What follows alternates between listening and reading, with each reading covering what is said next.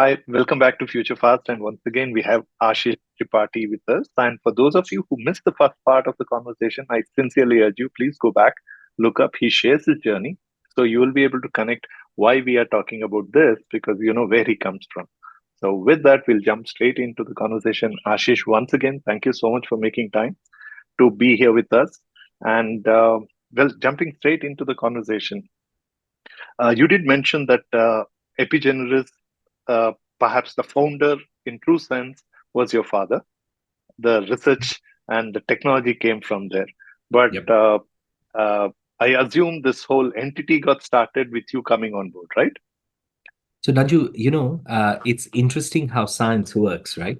I have now said it quite publicly, right, that we made this particular breakthrough by chance, right, by mistake, actually, because we were a drug company. We were working on a cancer drug, right? And while studying the pathways, we realized that the drug itself was acting on a stem cell.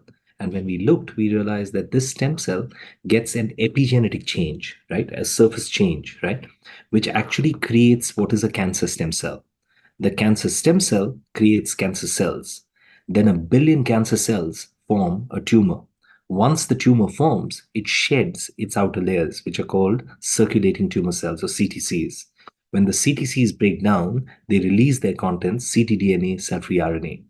Now, every liquid biopsy company that you're aware of in the West, well, and you can look at the patents and so on and so forth, whether you look at Grail, whether you look at Freenome, whether you look at Thrive, all of them were essentially looking for the tumor bits that are falling off the tumor, and they were looking for it in the blood, right? So, what's the problem with that method? Your body, my body, has 5.5 liters of blood, right? If I take out 5 ml of blood, I take out 0.01% of the total, sorry, 0.1% of the total volume of blood in my body, right?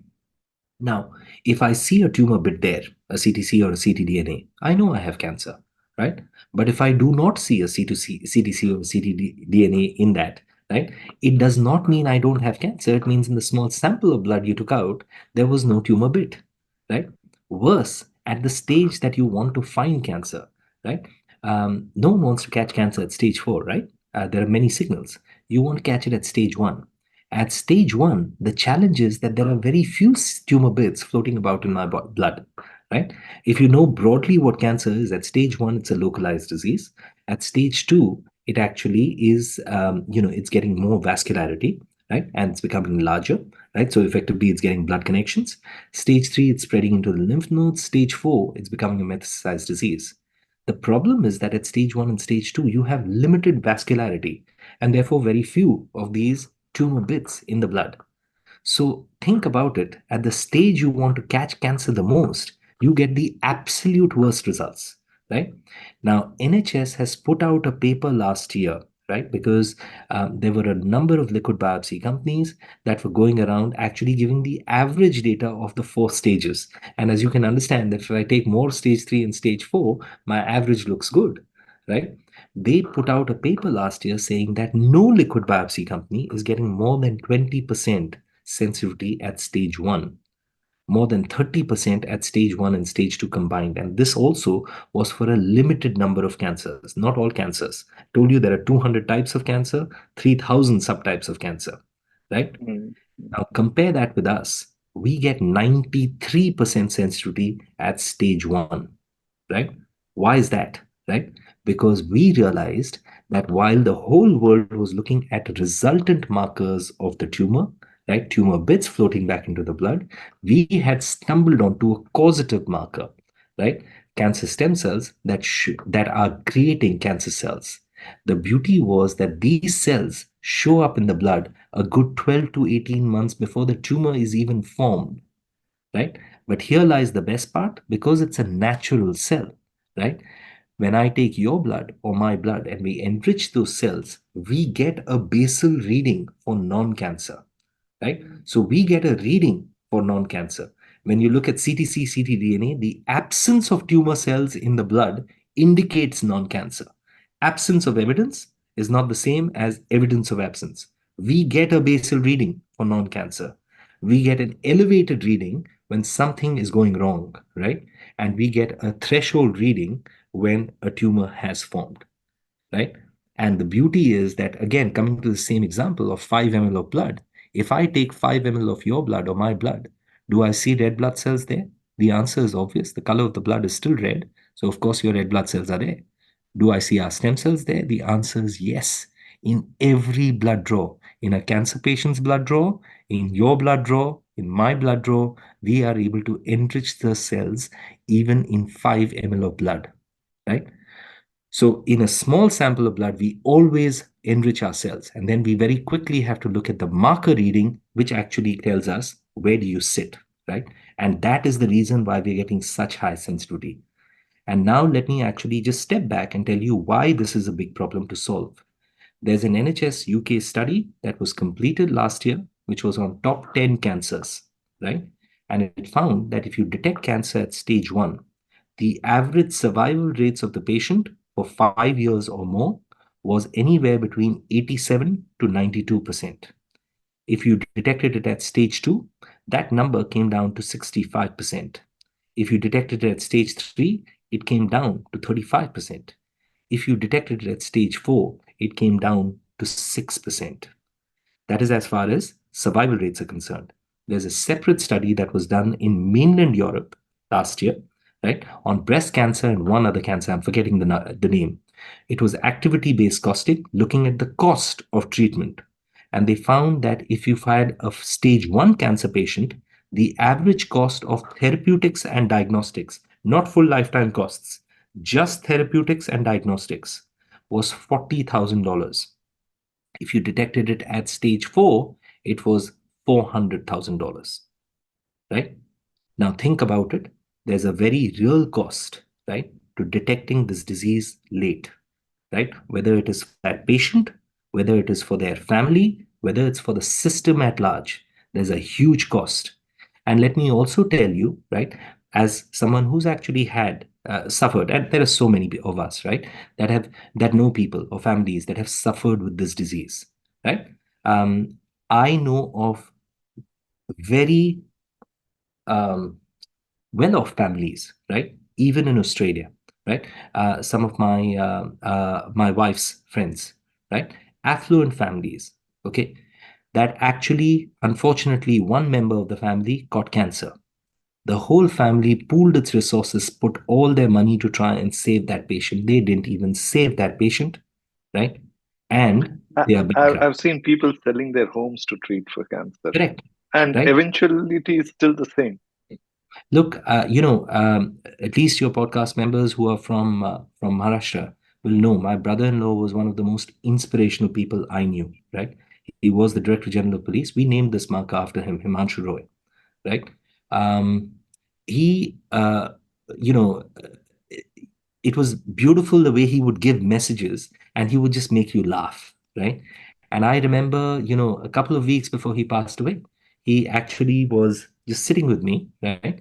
And he said, Ash, have you seen, it was some obscene figure, a couple of, lakhs, right, disappear in a second. So I said, no. He picked up his chemo drug, drank the water, had the chemo, and then started laughing. Now you have, right? And the reality is that he then just turned around. He said that, Ashish, what are the poor even supposed to do, right? The reality is that we can at least afford this, right? What are the poor supposed to do? If you look at the cost of these drugs, right? I think at some point mankind needs to wake up and understand what are we doing, right? And the reality is that actually, if you know anything about cancer, the only real solution is detect it early, right? And that's what we are doing, right? If I can leave one particular message for everybody to understand, because a lot of people turn around and go, well, I don't really want to know, right? Cancer is a geometrically growing disease. One cell becomes two, two becomes four, four becomes 16, 16 becomes 256. What we call early detection, stage 1 cancer, is at least a 1 cubic centimeter tumor. Do you know how many cells of cancer are there in a 1 cubic centimeter tumor? 1 billion. And this is what we call early detection, right? Remember that it's geometrically growing, right? But the sad fact is, why even at 1 billion, people, it's detectable, but it's not typically detected Why?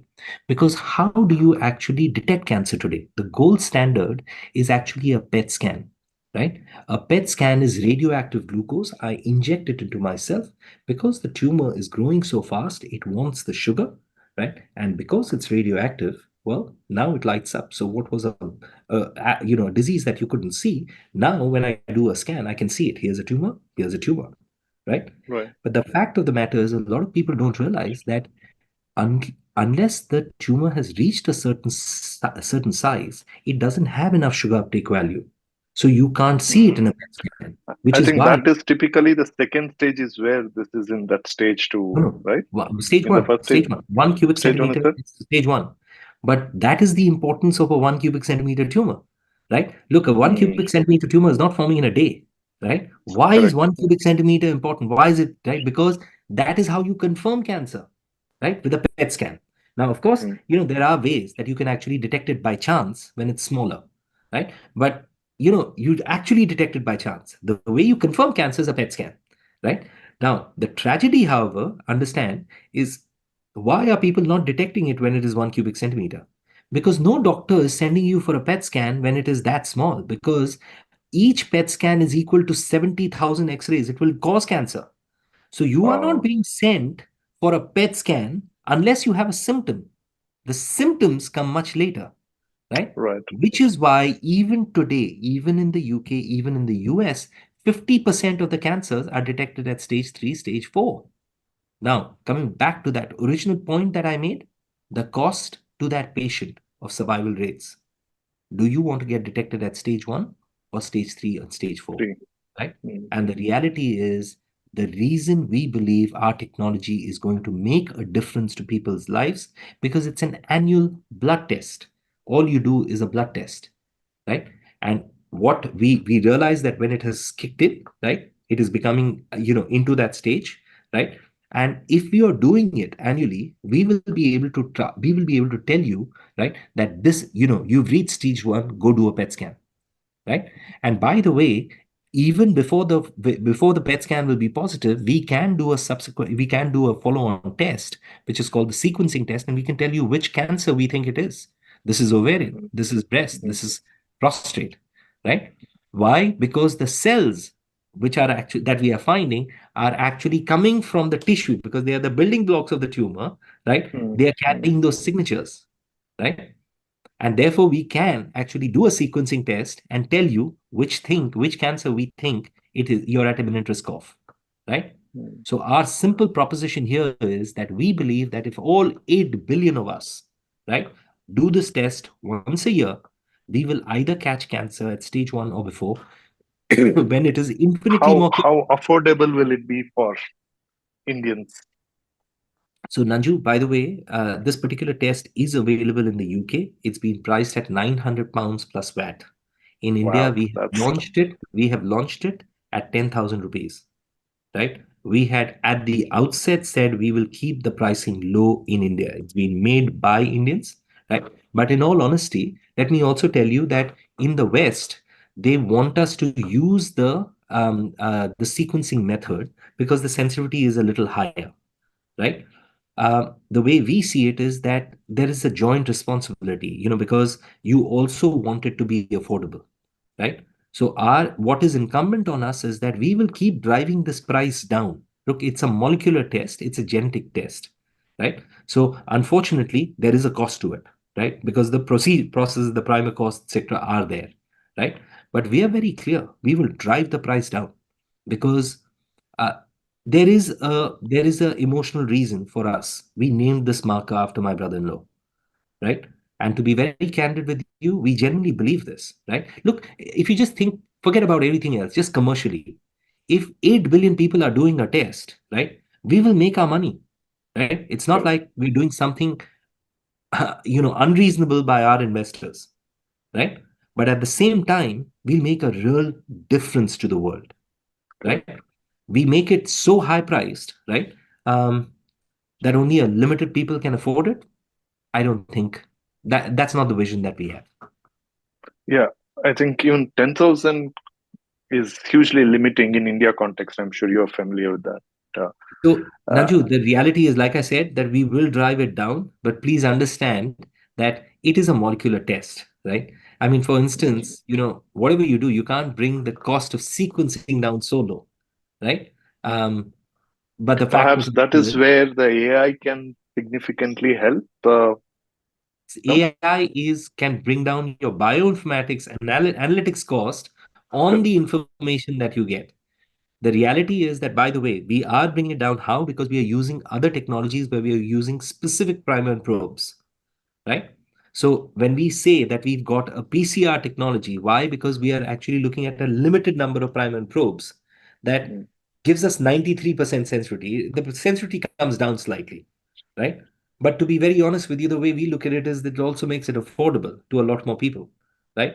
And once you've done that, then do the sequencing, because then you're trying to figure out which cancer, right? That's the way mm. we are trying to actually think through how can we make it affordable for people, right? Right. But don't forget that it is a genetic marker. It does have some costs. Another thing is, see, what you're offering in UK, is it absolutely similar to what is offered in India at 10,000 No, that's rupees? what I mean. They're using the sequencing method. And there's a So, reason, there's a specific reason. Sequencing is, so I don't know if you're aware, NGS sequencing. So you must be aware of the genome project that, the UK government correct. ran, right? Yeah. What it does is it sequences your entire genome, right? You do the exome and transcriptome, right?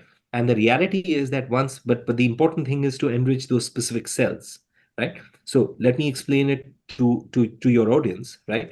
Why didn't someone else figure this out? Because these cells are very rare. They make up 0.02% of the total number of cells in the blood, right? So if I take all the cells, fragment them, and do the sequencing, well, my readings are completely impacted by the larger blood cells, and I get meaningless results. The Mm, enrichment process is very, very crucial, right? For you to be able to get the analytics that we do. Now, when you enrich these cells, fragment them, right? Then we are getting the readings of the cells, the pluripotent stem cells that we are interested in, right? But the reality is that when we are looking at that, we can look at a broader set of markers, which makes it a lot more accurate, because then we are looking at organ specific and cancer specific markers, right? Or we can restrict it to only specific markers of cancer, right? But which one do you think would give me higher accuracy if I did both, right? mm, So when mm. we are doing the UK method, they want us to do everything, right? So that we can increase the sensitivity. There's also another practical reason for it, that when you go to the UK, you need a CA mark, right? And in Europe, you need a CE mark. But when you do a genomic test, which is sequencing test, you don't need them, right? So effectively, while we have already applied for the CA mark, right, the reality is that while we are negotiating with this with the regulatory bodies, we were approached by labs in the UK that said that, listen, we are desperate for a situation like this, because I think you might have read that UK is actually has got the worst results in Europe, right? As far as cancer detection is concerned, I think, right? For many types of cancer, I'm pretty sure, right? And they have some specific problems that they are facing within NHS. So what they said was that, listen, there are people who are willing to get this test done, right? But can we actually make this affordable right now? Can we make this available right now? Well, the choice then was that you have to do the sequencing method, and that's what we're doing. Well, there are two biotech companies doing something similar. One of them is focused at cancer, but not all of them. And both are Bangalore based and been happy to say that they were guests here. So uh, I was surprised to learn that this is happening out of Bangalore. I'm based out of Bangalore, so I was Yeah. surprised to learn that. So Yeah. I understand that work is happening, but so if you're not doing sequencing based for India, what is the approach for India that brings the cost down? So that's why we said that what we have launched it with is a specific PCR based platform, right? Okay. Which is why, I mean, we get 93% sensitivity, right? We can aim to actually bring it up higher, but the point of the matter is that realistically, we would then need to do the sequencing method, right? So, but to be very candid with you, when we use the sequencing method, we are able to give you so much more, because we can tell you which cancer, right? because we get the organ-specific markers as well then. Well, what would that cost point be if it is sequencing based for India? Look, that product actually will be higher priced, right? Because look, the Mm, cost of sequencing itself is expensive, right? Even if I want to get sequencing done, right, today, right, and remember, I have to do both exome and transcriptome, right? The cost of sequencing, I think, for even companies to get it done, is around the 40 40,000 order range, right? Um, but we also have to then enrich the cells, create the data library, then send it off, etc. So we have tremendous costs over there. The reality is that realistically, that cost would be around, maybe 90,000 to a lakh, right? But to be very candid with you, the problem you're solving at that stage is very different because without a biopsy, we can actually tell you what are the mutation and dysfunctional pathway readings. So let me explain why this is so important. Today, when a patient is being treated, okay, what lands up happening is that you land up doing a biopsy once, right? Because every cancer patient has to do a histopathology. Why do you do it, mm, right? mm, Because let's say, for example, this is a breast cancer patient. I do a scan and I can see there's a tumor there. Even then, they will do a biopsy. Why? Because we need to know which subtype of cancer, right? Is it triple negative? Which subtype, right? Because that dictates what drugs or what chemo therapeutics we're going to give this patient, right? mm, mm, Now understand what lands up happening, that you do this biopsy, you decide, hey, this is the drug that will work on this patient. What the doctor will typically tell the patient is that we need to wait a couple of months, right? But we think this strategy will work. Why are we waiting 3 months? Because after 3 months, we will do another PET scan, right? Why? Because, like I told you, PET scan is harmful. You can't keep doing it, right? So you will wait, right, for 3 months. 3 months later, you will look at the new PET scan, and compare it to the old PET scan, right? And you will look at the size of the tumor, right, and the activity levels of the tumor, and on the basis of which they will say, hey, look, the size has stayed the same, the activity levels are under control, the drug is working, right? And then you come back to the patient and say, we've got good news, the drug is working. We won't touch something that isn't broken. It's broken. There's a drug, there's a tumor there, right? But effectively, what they're doing is, and I'm not, I think the most difficult job is of the oncologists, right? Because they need to actually manage, right, what is a a crazy disease, right? But the reality is that, the option, what we are trying to do is we're trying to actually control the disease. We're not trying to actually, in most cases, cure it, right? mm, Now, effectively, they will continue monitoring it with PET scans, right? Someday you will come back and say, oh my God, the cancer came back with a vengeance. Why did it come back with a vengeance? Because while you were giving the drug that was working on this particular tumor, the tumor was mutating to fight back, right? So effectively, it was mutating so that it can actually fight this particular drug, right? And at some point, it becomes strong enough and it comes back with a vengeance, right? And that shows up in a PET scan, right? Now, look at the choices that the doctor had. He could not do a biopsy again, right? Or he or she could not do a biopsy again. Why? Because the latest research in the US shows that as soon as you do a biopsy, you speed up the activity of the tumor, you risk spillage, right? So mm. you're not going to do it repeatedly, right? But the fact of the matter is that actually, wouldn't it have been useful for you to know that, hey, this mutation is gone, a new mutation is on the rise? What we are telling you is from a simple blood test, we can tell you, right, that the mutation has changed, right? Now, this Right, is what we are doing is important even for oncologists, right? correct, Because the way we correct. see it is that So we will this take is the not fight to just the about cancer. identifying, but it's a significant role it plays in even treating it. Correct. But for us to do that now, we need to do sequencing. And we need to do sequencing in a very specific way. Right? Ashish, sorry, Ashish, it froze. Are you there? Sorry, are you there? Sorry, Sorry, yeah, you it froze for a I moment. froze. Yeah, Yeah.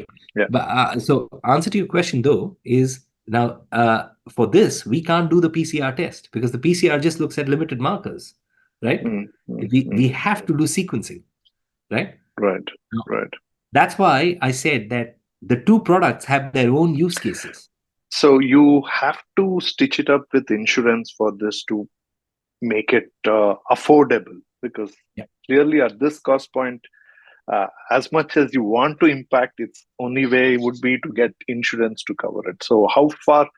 I mean, you come from finance, so Yeah. you probably have already stitched, or you're in the process of stitching So insurance I'll for this. tell you, it's very interesting, but we've been contacted even by insurance companies in the US Ah, right now, right? okay, And, because look, the reality is, by the way, cancer is a big risk item in the portfolio of insurance companies, right? correct, correct, So the reality is that just the fact that we can actually reduce it to an early stage disease, that also has value, right? correct. But the fact of the matter is that we are pretty clear. We are, in fact, speaking to organizations even in India, right? Remember, Kotak is an investor with us, Hmm.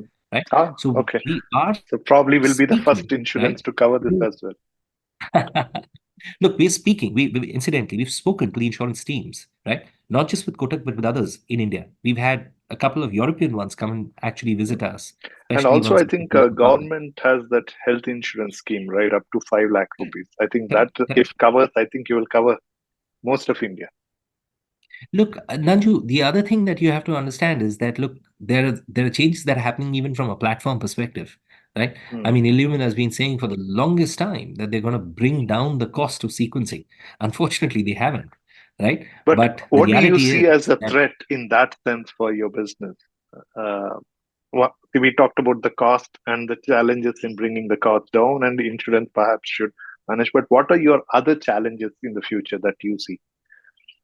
look, I mean, we see that as an opportunity, right? The reality is that it's actually a business that's going to help them as well because we'll greatly expand, right? Hmm. Hmm. The sequencing business, right, or the market, right? But the fact of the matter is that we'll have to work with these organizations, right? Look, Nanju, if I can be very blunt, the way these things work is that you have to know when you can speak and when it's better to be silent, right? The fact is that we knew we had made this breakthrough, right? We knew where the competition was looking and why they were actually they were looking at the wrong space, right?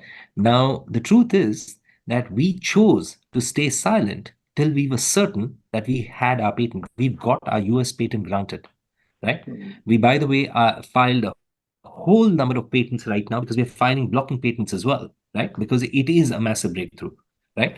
But the Hmm. fact of the matter is that now that we've got our patent, we are speaking more openly. Why? Because, well, we are already in the market, right? You Right. can't be silent forever, right? But the fact is that we know what we are disclosing and what we are not, right? Because the breakthrough is way bigger than what's in the public domain, right? Right. But the way we view it is that from a risk perspective, I mean, we that's the beauty of actually developing the product later, right? Like, I mean, if I can give you an example, since you're from Bangalore, it is the technology capital of the world, right? Uh, a lot of the overseas infrastructure was built on copper infrastructure, right? Correct. In many ways, India has benefited, right? Because Right. we didn't have that legacy issue, right? Correct. Where the Western countries actually had done so much investment, so they were trying to actually figure out whether, okay, this is the better technology, right? But the point So is, do they we just market wanted it? to optimize it as long as they could. So that's where we got Exactly, exactly,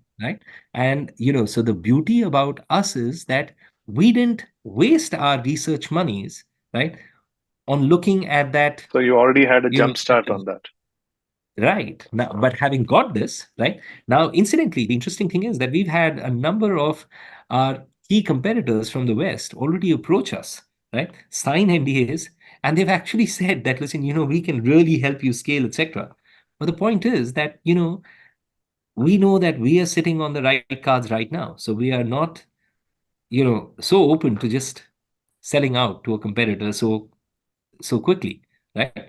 But that said, but it's a question of how you mitigate your risks and therefore get your rewards, right? So We do how need do you that. keep your uh, uh, stance ahead in terms of being able to attract? Because obviously much of your research effort is still driven out of India. Um, Actually, both now, India and overseas. But yes, there's a lot of research done in India as well. The by virtue of your size, that would be some sense a limitation to attract best of the talent, right? Particularly in this space. I No, would argue the other way around, Naju, right? The truth is the fact, and by the way, I mean, given because my own others can family pay much connections. bigger, put the money, bigger money on the table, right? For people. I mean, it's So not always the only motivation for everybody, but So let me give you some statistics, right? The total healthcare market for the world is 4 trillion. The US healthcare market is 2 trillion, right? So that's the real market, right? Even from an innovation perspective, take a look at it. Lion's share is actually the US. Some of it comes out of in healthcare comes out of it from Israel or from Europe or Japan, right? mm, But India has traditionally not been, right, the breakthrough capital for this kind of innovation, right? mm, And one of the core reasons actually has been how what the attitude of Indians have been. Like if you go and look at the same Indians, right, they are the innovators in the US, right, in this particular space. Why don't they do it in India? Because the ecosystem is not there, right? I'm being transparent. We made it because of luck, right? But this is not to be disrespectful to my scientists. It's actually a very big problem that they solved, right? But we did it at a fraction of the investments that you would actually spend in the US. My view is that the talent is here, the intelligence is here, the ecosystem is not, right? And what do I mean by that? Typically, what has happened in the past is that India has always expected that these kind of breakthroughs will be made by Western companies, right? And we will actually want to, we have not the same, we have different standards as far as our patents are concerned and so on and so forth, right? Now, if you have that attitude, then what ends up happening is that a lot of innovation will not come up here because the funding won't come here because they don't believe that, you'll be able to protect your IP, right? correct. There are very serious, and the thing is that that attitude will not change, right? Unless India sees this, because where this will not work is because you're not encouraging the innovation then over here, right? I mean, if you look at, I moderated a session at IGF where we had luminaries from the industry, including the CEO of Alchem, prominent law firms, advisory firms, investment banks, etc., right? And startups, right? This was at IGF just before Amit Shah's presentation. And one of the points that I raised was that if you just look at the comparative valuations of the same similar breakthroughs in the US and in India, right? It's stark the kind of valuations you Yeah. get over there, the kind of valuations you get over here, even though the same private equity firms are already here, right? There's so many of them that are investing into, startups in Bangalore, in Bombay, in Delhi, and so on and so forth. Why don't we command the same valuations? And the reality is because the ecosystem is not. Let's face facts that as far as tech is concerned, right? We've actually jumped the gun now because we are seen as one of the software capitals of the world, right? Great minds sitting out here. But the future, they say, is going to be biotechnology as well, right? Is going to be such an industry. Well, if you really want to achieve that, right, this is a problem that has to be addressed, How right? can that be addressed, Ashish? I think this is your investment banker had got to give an answer. How can we change that mindset, which is affecting every line of business, not just in biotech? Every So business is affected with this. So, in all fairness, I don't want to only be negative, right? The reality is that there are some very interesting people, right, in Delhi who actually are trying to listen, right? I can tell you that there are some real changes, and I don't want to actually because I'm not sure whether I can mention their names, etc. But we have actually spoken to a number of regulatory people, including influential people like Sanjeev Sanyal, with so many people, and I've spoken with them, explained the issues, and to their credit, they've actually done things right where I mean, there are some people who are actually very driven, trying to expand, help the ecosystem, right? Mohandas Pai. There's so No, that's many right. interesting, good people, right? But the No, point but is that one of we the somewhere problems we that still don't have that big thinking because it is it's businesses are changing. grossly undervalued. it's changing. It's changing. My theory is Still very that, slow, you know, right? it's not changing fast enough, right? But Yeah, the reality is that, you know, if you just look at statistics, just this one simple statistics, take a look at the number of patent, um, um, uh, uh, you know, uh, uh, specialists who are actually the number of patents that India has it's granted, increasing. Yeah. right? It's No, expanding, sorry. right? One Yeah, thing in the same context. 2018, I was engaged by an investor to look at coffee business, which I keep doing it as a side thing. Work with some investors on that. And when I looked at it, Coffee Day, Amalgamated Bean Coffee. Siddharth, Cafe Coffee Day. You must be familiar with. yeah, yeah, So, Cafe Coffee Day had about 2,200 near outlets across India and 5 countries outside of India.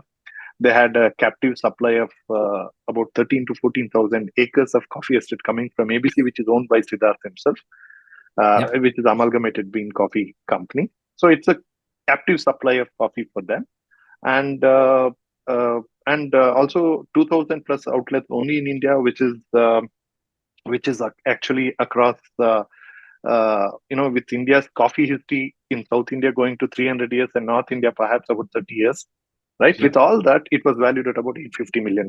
Around the same time, there was a coffee business called Luckin Coffee in China, yeah, and they were valued.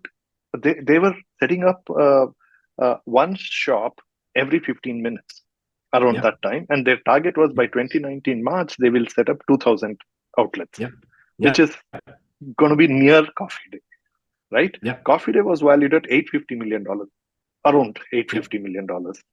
Luckin was valued at $4 billion. They didn't have any captive supply as on that day. They were sourcing yeah, it out of Hong Kong. yeah. I mean, how do we explain So something when are like you this giving where this? When was this? in 2018? Yeah. So that's my whole point, right? To you. Believe me, the world is changing, right? Right now. So while we are actually, so let me tell you the real problem, right? Because you're asking, uh, from a valuations perspective, the challenge is not on the listed side, by the way, right? Yeah, If you actually are fair about it, right? The multiples that Indian listed companies are commanding right now is through the roof, right? Because actually people are valuing, right, the multiples you're getting, right? So from a private PE multiple perspective, right, you're getting very high multiples in India right now, right?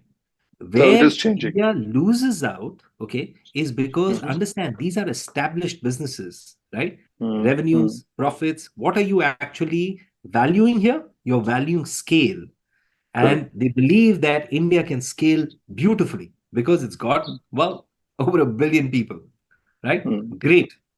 But the truth is that if you actually think about it from a strategic perspective, right? If you talk to industry leaders, right? Scale is not what you're trying. What are you trying to do? You want to actually create the next Google. You want to create the next Amazon, right? Now, what does that act? What do you actually need, right? You need innovation, right? That is actually getting the valuations, right? The challenge that India has right now is just compare like for like, innovation coming from India, innovation coming from the US, right? The valuations you get over there are through the roof, right? Let me actually put it in our own context. Grail, okay, valued at $8 billion, right? 3 years back, bought out by Lumina, right? Gallery results are in the public domain, right? At stage one detection of the 100,000 patient study, just take a look at the Gallery results, Google it yourself, right? Stage one, 16.8% sensitivity, right? Stage two, 40.1%. Stage four, 90%, right? Now, I ask you, and by the way, look at all the blogs that came out after their paper came out, right, from oncologists. Do we really want to detect cancer at stage four? The problem we have with liquid biopsy is where is the stage one and stage two sensitivity, right? Now, here's a company that's sitting in front of you telling you we're getting 93% sensitivity, right? How much of And difference in valuation is coming here because of India? oh, Is that a India tag? massive, massive, But is right? that because what is that? What is it that is affecting it? I mean, We got a valuation of 60 million here, no, what right? is it? Why is that? What is that thing that is? Oh, no, I'll tell you. I'll tell you. Look, and again, I don't want to be critical for the simple reason that we understood this, which is why we started the NHS study, right? Let me be blunt. 1 quarter, right? 1 quarter, right? We're going to get the results, right, from NHS studies, right, by second quarter of this year. When that result comes out, you take a look at what happens. Because, Mm, by the way, the good news is that a lot of the private equities and corporates, right, we are in that framework where we've actually spoken to all the big guys because everyone wants to do something with. So, by the way, Ernst Young Global is running our mandate, right? We are speaking to some of the biggest funds, right? But let me tell you, quite honestly, a lot of them, right, from their LP perspective, right? And they've been very frank with us. They said you don't need to explain monetization, right? There are 125 million insured Americans. All of them do a blood test, right? A year, right? If you work even on one or two cancers, think about it, right? It is a $1 billion recurring revenue stream year on year, right? If you work on all cancers, whatever price you put on this, we all have to do it. So this is a big play. Now, what are they waiting for? They want Western ratification. And by the way, let's face facts that we've spoken to a lot of hospitals in India. We've given out the science, we've given out the working documents, we've published the papers, right? But even for Indian organizations, right, they want the Western ratification, and that's fine.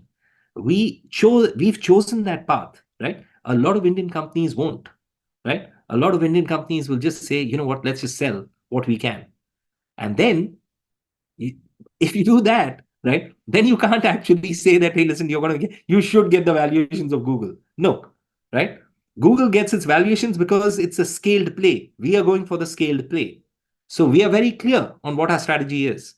We didn't launch the product, right, till we had the ability to actually, we had the automation. But do you know, like in India, I can tell you that there are big organizations that are actually just signing up corporate deals with us, right?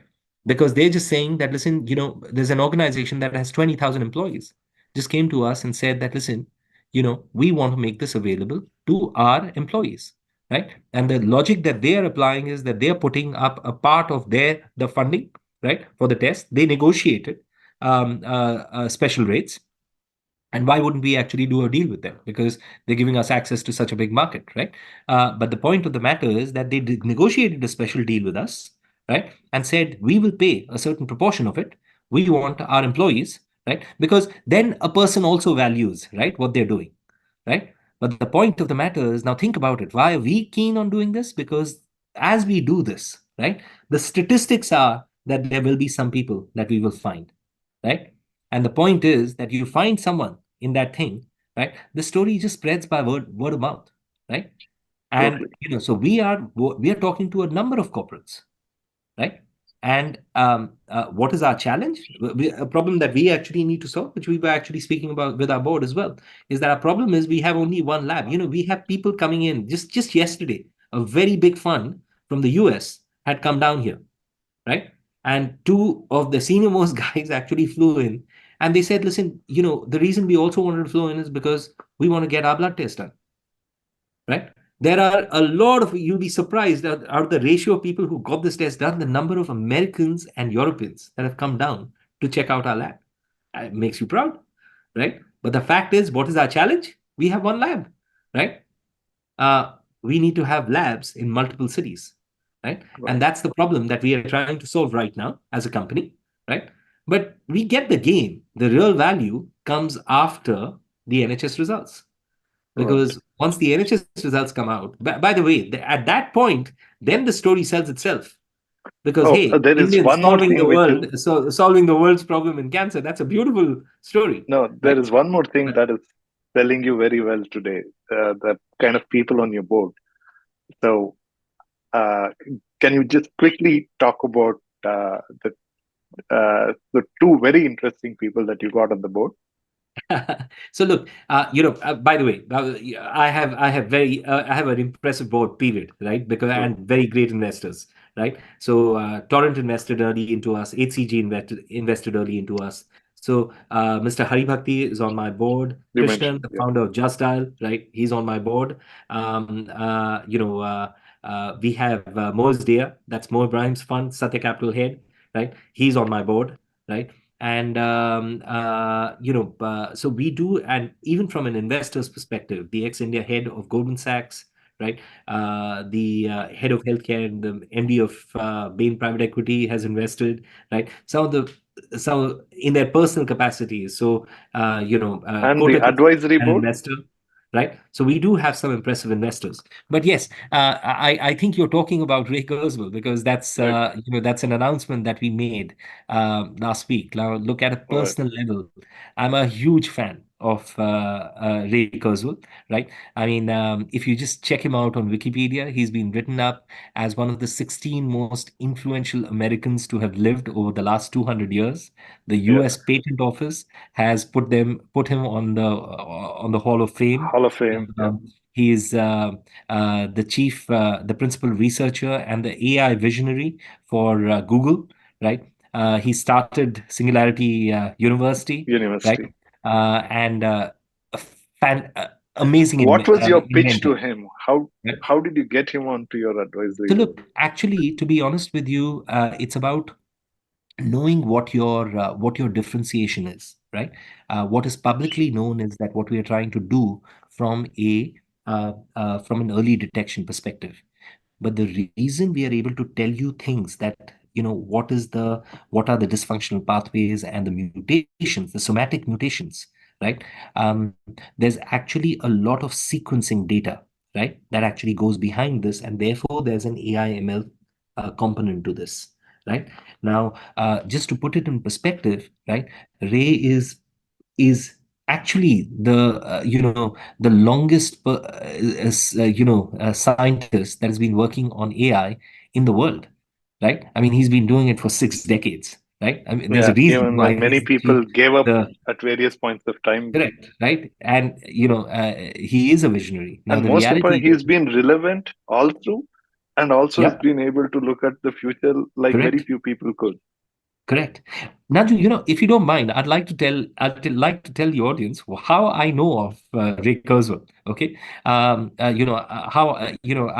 look. Uh, I, I love reading, right? And I mean, my entire family does, right? But I am a huge chess fan, right? I love chess, right? And I remember back in the 1990s. Okay, I was watching this, I followed Kasparov, right? And I watched his interview. And apparently, I think it was in 1990, Ray Kurzweil had predicted that by 96 or 97, Deep Blue will defeat grandmasters, right, in chess. And they had interviewed Kasparov, right? And of course, he turned around and said, "Oh, it's not going to happen. I mean, there's a certain wisdom, a certain value to what a human brain brings, and so on and so forth, right?" 96, right? He gets beaten, right? And, he comes out. He's a Russian, he comes out and all grumpy and stuff. And a media guy just thrusts the mic in front of him, right? And this guy just mutters something, right? Like what happened, Kasparov, and he just muttered something. And the media guy promptly turns around and says, "Well, clearly Ray Kurzweil knows more about computers than Kasparov knows about chess." Right? And I remember watching that, and I went, "Who the hell is this Ray Kurzweil?" Right? And I went back and then read his books. Right? The fellow is fascinating. I mean, the number of predictions that he has got right. Right? And the reason is that actually at the back end, he's frankly a computational engineer. Right?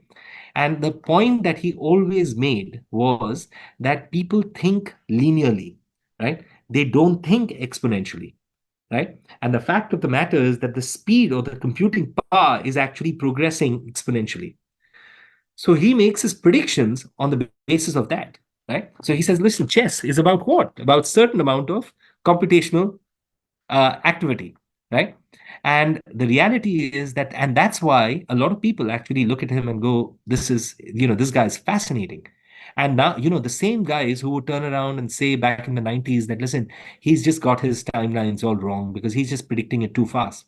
Today, they look at what has happened with Chat GPT and then go, oh, maybe he's actually predicting it too slowly, right? But the reality is that if you look at Chat GPT, I mean, it was only recently that the first year anniversary of Chat GPT happened, right? Correct. But if you Correct. actually look at the beta program, right? It's very interesting. The Chat GPT, I think, had a IQ of 155. Einstein had an IQ of 160 or something, right? And the next version, the beta version, right, actually has 10 times, right, the processing capacity. And so I was reading somewhere that it has an IQ of over 1500, right? And the next version that's coming out next year, right, is going to be 10 times as powerful. Now that's when it is actually hitting us, how AI will change the world, right? If you just read Sundar Pichai's statements on AI, etc., it's fascinating where the world is actually headed, right? Correct. Correct. And so this is the background. I was always a fan of Ray Kurzweil, right? But I was introduced to Ray because I've spoken at a number of big forums over the last year, right? So I recently spoke at the World Government Summit. His Excellency Sultan Omar actually heard me at a forum and said, "I want you speaking at the World Government Summit."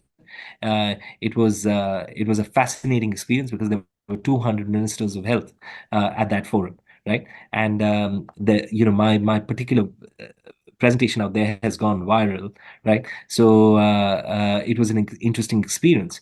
But I have also spoken at the House of Lords in London 3 months back, right? I've spoken at Radfest, I've spoken at Da Vinci 50, and I spoke at Radfest where Ray actually spoke, right? So I was introduced to him in that particular context, right? And he is one of the most intellectual, but one of the most interesting people that I have met, right? And the reality is that, of course, I wanted to speak to him about what we are trying to build from an AI, because we have an AI ML component, right?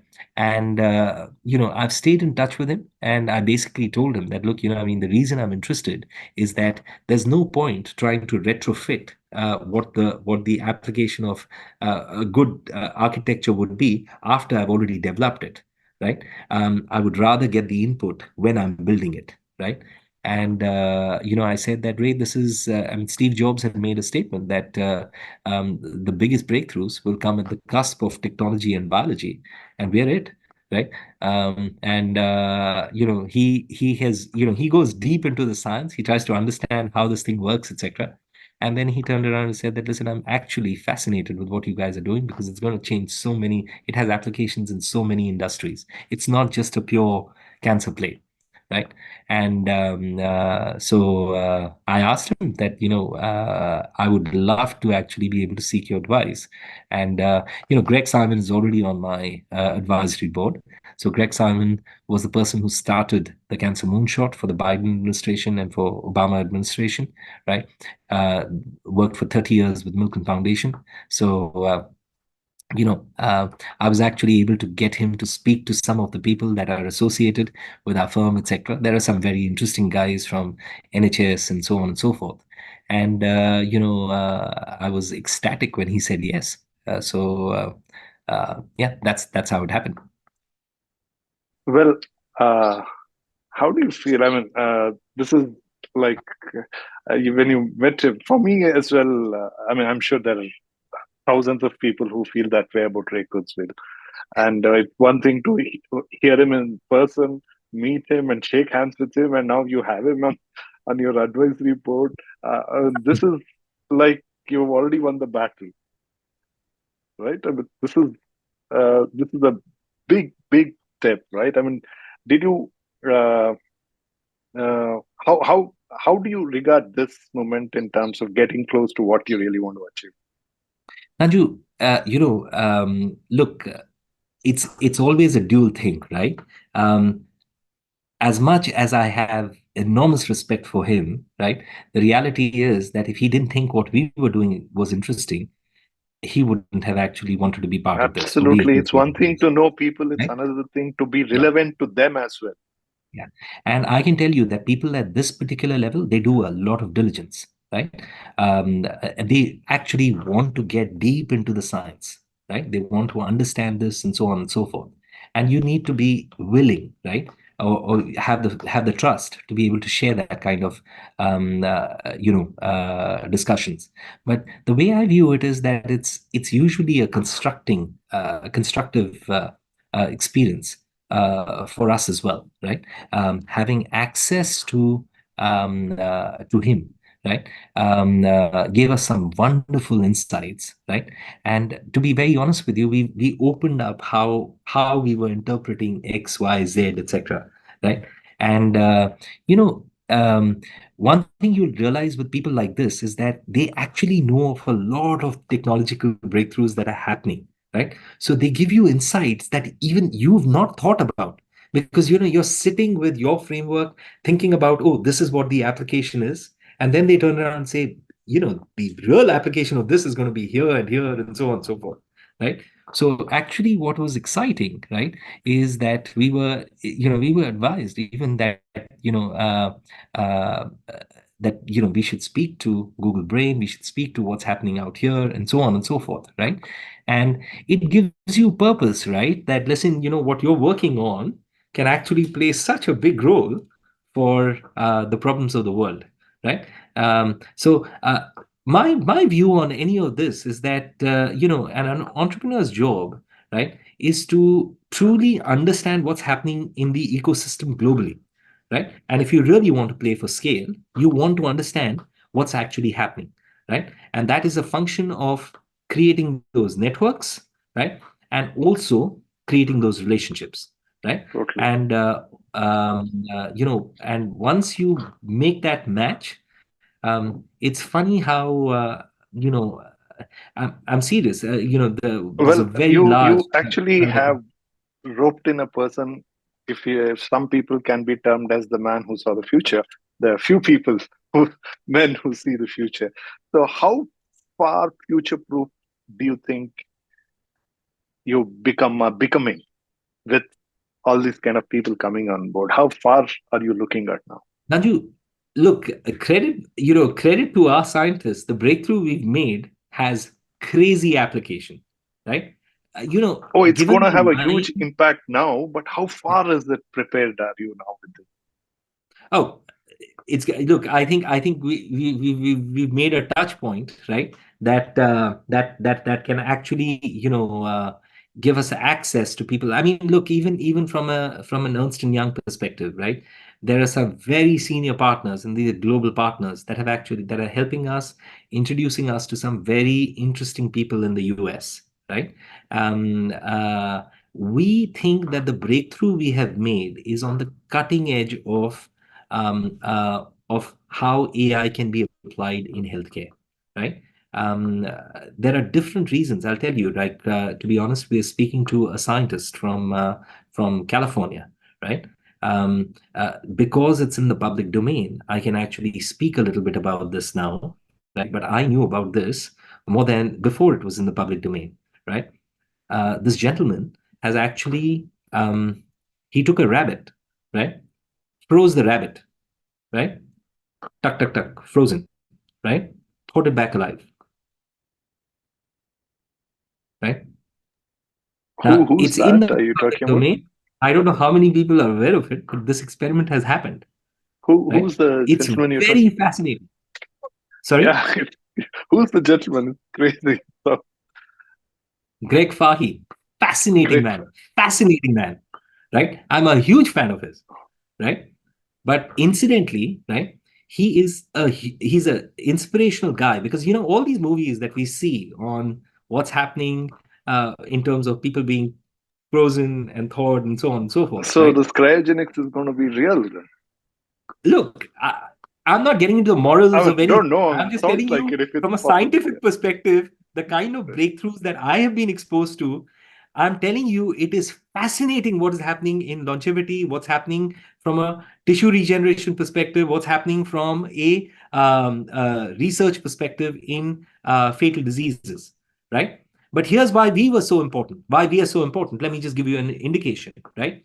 He's also playing a very interesting role on, check out something called the thymus studies, right?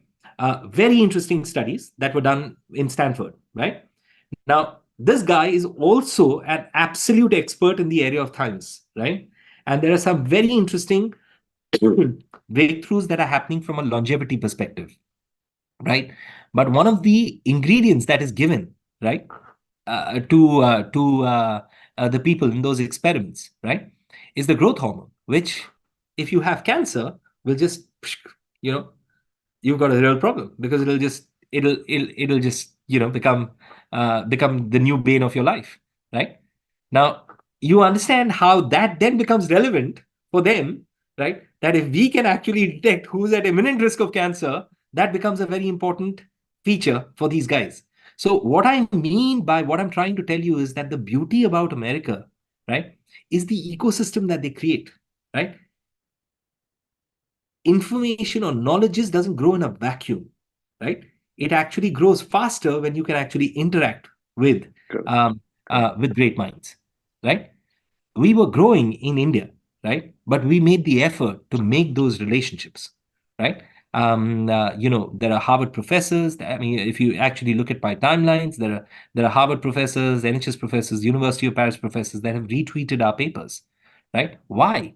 Because we've had discussions on the science and so on and so forth, right? They've understood what the underlying science is, right? But the point is that from an India perspective, we have to build those relationships, right? Right. Because Right. if you think that it's just going to happen because we're working in some particular thing and we'll make this breakthrough, and it doesn't work like that. Science doesn't work like that. You want to actually interact with and get inputs of what other people are working on, etc. So what the use case can be, because that is why America scales so beautifully, right? I mean, it's fascinating. I say this to so many people, right? But do you know when Google came up? 98, 99. 92, right? Do you know when Tesla came up? Well, around 2008. 2003, right? Just think about it, right? I mean, look, we're old enough to Hmm. see that, these organizations that are, you Hmm. know, Hmm. multi-billion dollar organizations, they took decades and decades and decades, centuries, Correct. right? Correct. And here you are, you're talking about companies that in 2 decades are bloody valued at more than countries, Correct. right? And the reason they do it is because they think scale. They think scale, and the reality is that they understand what they plan, right? And I find that inspirational, right? I mean, to be very honest with you, you need to know what you're trying to build, right? And how you connect up in the world, right? Before you can start executing, right? Totally. And so that's how our team thinks, right? um I'm just motivated to ask you one more thing. Who else would you like to bring on your advisory board? Look, loads of people, but the fact of the matter is that I mean, um top of the list, at least two names that, there are I mean, specific top of oncologists. your mind names. There are specific oncologists, right? Hmm. That we would actually like to, and let me be very blunt, right? Because of the nature of, they kind of understand the science, right? But you can understand from their perspective, right? They also want the NHS Want results, right? correct, correct. Before they can actually commit, but they're big, supporters, right? Hmm. There's this very interesting guy from the multi-billionaire from the US, right? Uh, who sent his team down yesterday to actually diligence us, and we spent an entire day with them, right? Now, the reality is that we understand that we can get access to so many hospitals, etc. And the point is, again, the reason we want to reach out to the US and UK is because, believe me, it makes a big difference even in India, right? Hmm. Hmm. And this is not about it shouldn't be happening or whatever. The reality is, it is what happens, right? Correct. So you've got to, and the reality is that you play the game the way the world is, not the way you hope it might be or something, right? All right. So our theory is that we are getting we've got the right inputs, right? we realize how important and critical it is for us to complete the Western studies, right? But we're proud of the fact that this has been launched in the UK, right? There are a number of players that have actually said, how come this does not have? How is this not? In fact, I've been asked at Da Vinci and Radfest, right, at forums, right? How is this not available in the US, right? And the point is that we will make sure that it is actually made available this year in the US. Well, do you want to give a shout out to people who you think could collaborate with you or work with you or even work for you? I'm sure, have some of the audience who would possibly fit into any of those things. So, So look, in all fairness, right? There's a reason why we wanted to actually get the advice of Ray Kurzweil, right? But someone that I respect a lot from an AI perspective had actually said that the secret, what is actually the pulse of a company should actually be controlled in the company, right? So the AI ML platform that we're trying to build, we want to build it, right? We're getting the right people in house, right, rather than outsourcing it. And we think there are great guys, right, that you can work with, great companies that we can work with, right? But we believe that this is a very, very crucial thing, and we do want to own it in house because the application is huge. Right. Outside of that, to be very candid with you, the message that I would love to actually say is that you don't want to, cancer is actually a weak disease if you catch it early, right? And so our belief is that, we are right now, because we are commercializing in India, we are actually going and making presentations at corporates, right? And we are speaking to corporates, making a presentation with HR, right? And the HR team can then see the response themselves, because once you expose the science, we actually are open to giving out and answering all the questions, how you interpret it, what you should be doing, right? If it's in a certain range, how this product can make a difference to your life, etc. And the reality is that anywhere that we make a presentation, we actually make sure that we give a special code and special price to that company. And the way we see it is because once we've explained this, they become the ambassadors for our product, right? And so any corporates that would like us to actually make this presentation, we are keen on, right? We would love to talk to them. The second thing is that we are looking at partners where we can actually get into different cities. Having said that, our own investors are talking to us, right, about another round, because they want us to actually, look, we're making money, so we want to actually have more labs now, right? And that's actually a very critical part of our piece.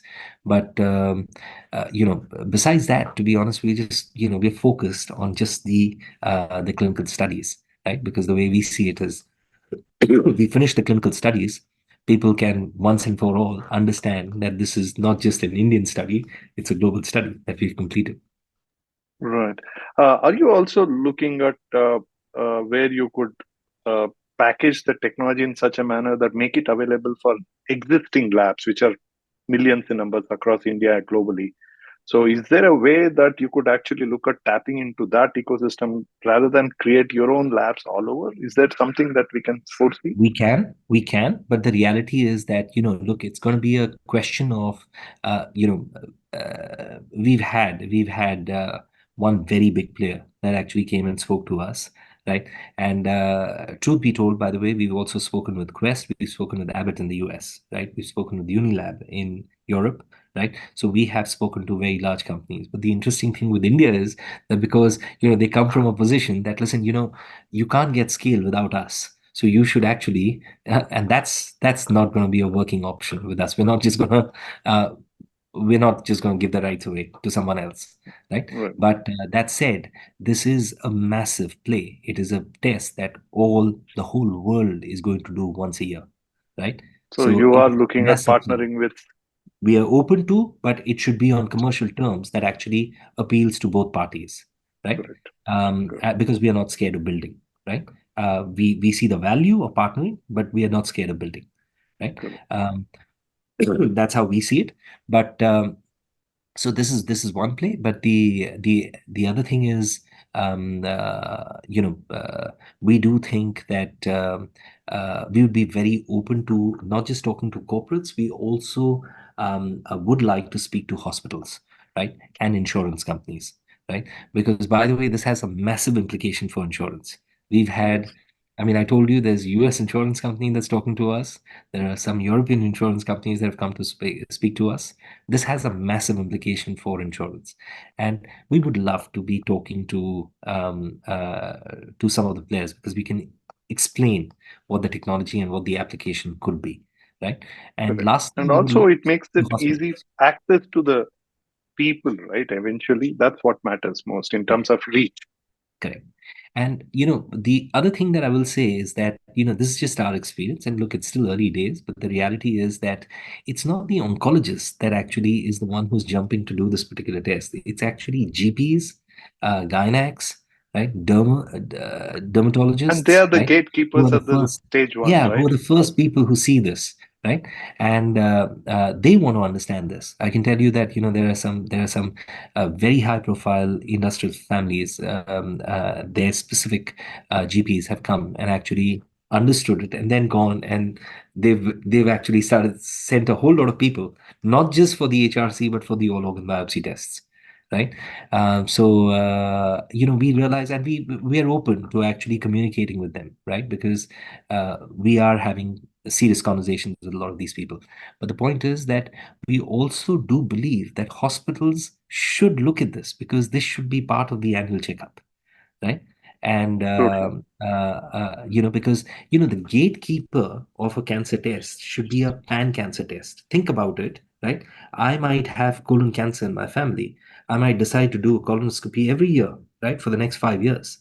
At the end of the 5 years, I suddenly find out, hey, listen, I've got third stage brain cancer, right? Well, that test didn't help me, right? And that's the nature of a lot of cancer tests. They are single cancer tests, right? Correct. The Correct. point is that there are 200 different types of cancer. Who cares that I might have the propensity to get a specific disease, but I get another cancer, right? I want to actually figure out whether I'm at risk of any cancer.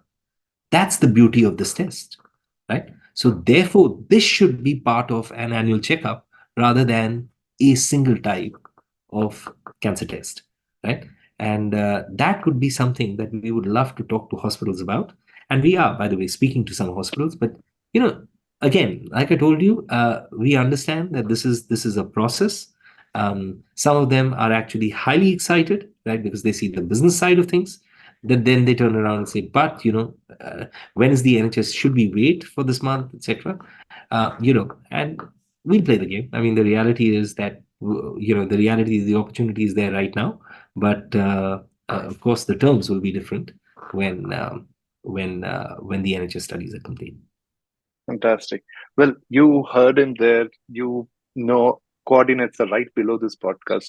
You can reach, you can follow the kind of work they're doing, and you can reach out to him, his office, and explore each of those things that best fits you and what he mentioned. And also, please do share it with those who you think will benefit out of this, would be meaningful. And thank you for just being part of the journey. I'm sure you enjoyed it as much as I did. And once again, thank you so much, Ashish. Uh, Thank you, Nandri. this is fantastic. And thank you Really for appreciate doing what you're doing. Thank you so much. Thank you so much.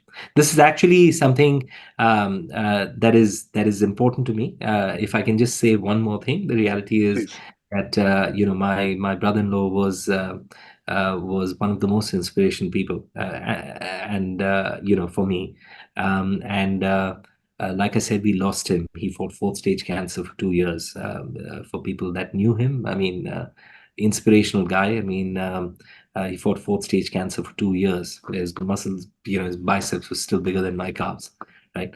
And but the reality is that it can happen to anyone, right? And we made this breakthrough. Like I said, the way it works in science is that you focus on what you're working on. We were working on a molecule. We would never have gotten distracted, right? If my brother-in-law wasn't ill, right? But as soon as we found it, we understood how cancer is initiating. For people who are interested in the science, we've actually put out a paper 2 weeks back on how cancer initiates, right?